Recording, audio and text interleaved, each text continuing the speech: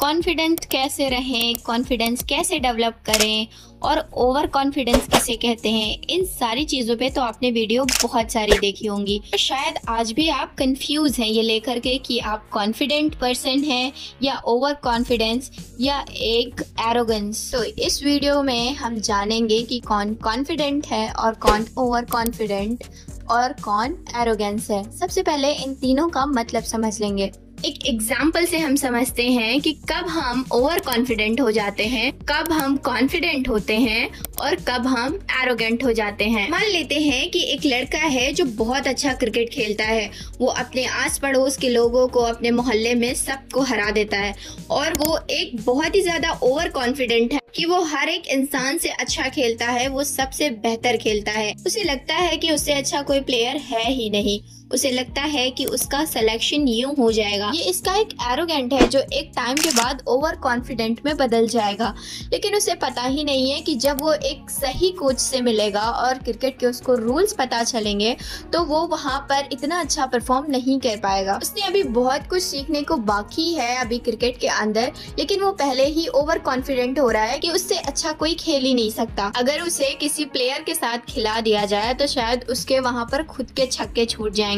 एक कॉन्फिडेंट इंसान वो होता है जो अपनी ताकत, अपनी एबिलिटीज पर भरोसा रखता है, और वही एरोगेंट मतलब उसे लगता है कि उससे ज्यादा बेस्ट कोई हो ही नहीं सकता। अगर वो फंक्शन में जाएगा तो उसे लगेगा कि उससे अच्छे कपड़े किसी ने पहने ही नहीं है। ओके, तो मैंने आपको इनके बीच का डिफरेंस तो बता दिया, लेकिन हम पर्सनालिटी चेक कैसे करेंगे? तो मैं आपसे पूछने वाली हूँ 5 क्वेश्चन जिनके जवाब आपको बहुत ही ज्यादा ईमानदारी से देना है, और नोटबुक पेन लेकर जरूर बैठिएगा क्योंकि आपको पॉइंट्स भी नोट करने हैं। पहला क्वेश्चन ये है कि आपकी पर्सनालिटी को इम्पोर्टेंस देते हुए आपके लिए सबसे ज्यादा सुइटेबल ऑप्शन कौन सा है? Number 1 friendship, number 2 power, number 3 fame, number 4 success. आपके पास 5 सेकंड का टाइम है।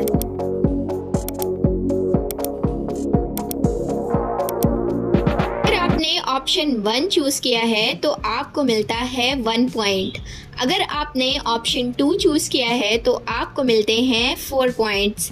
अगर आपने ऑप्शन 3 चूज किया है तो आपको मिलते हैं 2 पॉइंट। अगर आपने ऑप्शन 4 चूज किया है तो आपको मिलते हैं 3 पॉइंट। अब जो भी ऑप्शन आपने चूज किया है उस पॉइंट को आप अपनी नोटबुक में नोट कर लीजिए। क्वेश्चन नंबर 2, मैं सबसे अच्छा हूँ, ये आप कब सोचते हैं? कभी कभी, कभी नहीं, हमेशा? सफलता के बाद तो बनता है। अगर आपने ऑप्शन ए चूज किया है तो आपको मिलते हैं 1 पॉइंट। अगर आपने 2 चूज किया है तो आपको मिलते हैं 2 पॉइंट। अगर आपने 3 चूज किया है तो आपको मिलते हैं 4 पॉइंट। अगर आपने ऑप्शन 4 चूज किया है तो आपको मिलते हैं 3 पॉइंट। क्वेश्चन नंबर 3, कुछ नया सीखते टाइम कैसा महसूस होता है?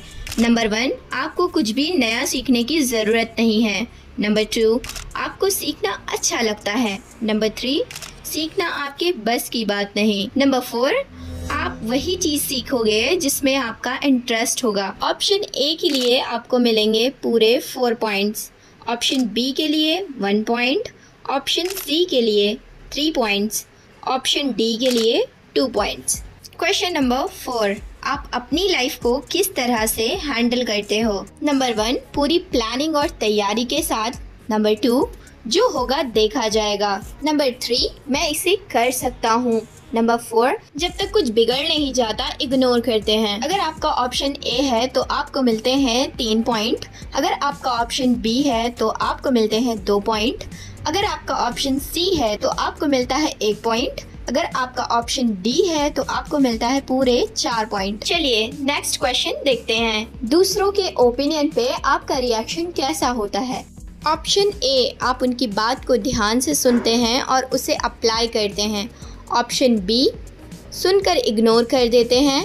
ऑप्शन सी, सामने वाले की बात पर ज्यादा सोचते हो। ऑप्शन डी, सामने वाले की बात से एग्री तो कर जाते हो लेकिन हमेशा अपने मन की करते हो। अगर आपका ऑप्शन नंबर ए है तो आपको मिलता है 1 पॉइंट। अगर बी है तो आपको मिलते हैं 4 पॉइंट। अगर ऑप्शन सी है तो आपको मिलते हैं 2 पॉइंट। अगर ऑप्शन डी है तो आपको मिलते हैं 3 पॉइंट। अगर मेरे इस पर्सनालिटी चेक टेस्ट में आपका स्कोर आ रहा है 10 से 16 के बीच में, तो आप एक इंट्रोवर्ट इंसान हैं। आपको अगर पब्लिक में बोलने को बोल दिया जाए तो आप लड़खड़ा जाएंगे, आप डर जाएंगे, मतलब कि आप पब्लिक स्पीकिंग नहीं कर सकते हैं। आप टीम लीडिंग तो अच्छा करते हैं, लेकिन जब बात डिसीजन लेने की आए तो आप थोड़ा ज्यादा सोचते हैं और उस पर कंफ्यूज रहते हैं। आप बार बार यही सोचते हैं कि आपने वो डिसीजन लेकर सही किया है ना या गलत कर दिया है, मतलब कि आप अपने डिसीजन से सेटिस्फाइड नहीं रहते हैं। और अगर आपका स्कोर आया है 17 से 25 के बीच में, तो आप एक बहुत ही कॉन्फिडेंट इंसान हैं। आपको ओवर कॉन्फिडेंस होना अच्छा ही नहीं लगता। आप सबसे बहुत ही ज्यादा हम्बल हैं। हो सकता है कि किसी खतरनाक लेवल पर आपका कॉन्फिडेंस थोड़ा सा लो हो जाए, लेकिन नॉर्मल सिचुएशन में आप बिल्कुल कॉन्फिडेंट रहते हो। आप अपनी ताकत और क्षमताओं पर बिलीव करते हो, ना कि ओवर कॉन्फिडेंस पर। आपके अंदर बिल्कुल भी एरोगेंस नहीं है और यही क्वालिटी आपको एक अच्छा इंसान बनाती है। लोग आपसे बात करना पसंद करते हैं, लेकिन आपका नरम दिल होना कभी कभी आपके लिए नुकसान भी कर जाता है, क्योंकि इसका फायदा उठाते हैं लोग और आपसे अपनी बातें मनवाते हैं। तो इसलिए थोड़ा सा चालाक हो जाना ज़रूरी है आपके लिए। और अब बात करते हैं उनकी जो लाए हैं 26 से 33 के बीच में स्कोर। ज़्यादातर ऐसी पर्सनालिटी के लोग बहुत ही ज़्यादा ओवर कॉन्फिडेंट रहते हैं।